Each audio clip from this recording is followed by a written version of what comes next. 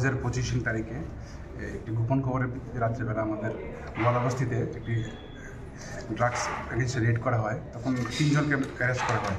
তখন 2 জন লোক পালিয়ে যায়। এর মধ্যে একজন ছিল বাপি সরকার এবং রুমিয়া সরকার। তো তারা তখন থেকেই অ্যাবসকন্ডিং ছিল।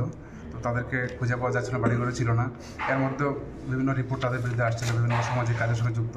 তো গত 29 তারিখ আমরা বাপি সরকারকে অ্যারেস্ট করি এবং কোর্টে 3 দিনের রিমান্ড চেয়ে প্রেরণ করি। তো কোর্ট আমাদের 3 দিনের রিমান্ড অ্যালাউ করে। তো আজকে আবার তাকে 3 দিনের রিমান্ড শেষে কোর্টে প্রডিউস করা হবে এবং তার ইন্টারোগেশনের ভিত্তিতে আমরা রুমিয়া সরকারের লোকেশন পাই। সেই অনুযায়ী রুমিয়া সরকারকে কালকে অ্যারেস্ট করা হয়েছে এবং তারা দুজনকে আমরা কোর্টে প্রেরণ করবো। কোথা থেকে অ্যারেস্ট করা হয়েছিল? বাপি সরকারকে অ্যারেস্ট করা হয়েছে জিবি বাজার থেকে, আর রুমিয়া সরকারকে অ্যারেস্ট করা হয়েছে হরেকৃষ্ণপাড়া। তাদের নামে কি কেস? তাদের বিরুদ্ধে যে এনডিপিএস কেস একটা পেন্ডিং ছিল 2025 002 এনসিসিপিএস 21B 27 29 20 বি এনডিপিএস অ্যাক্ট।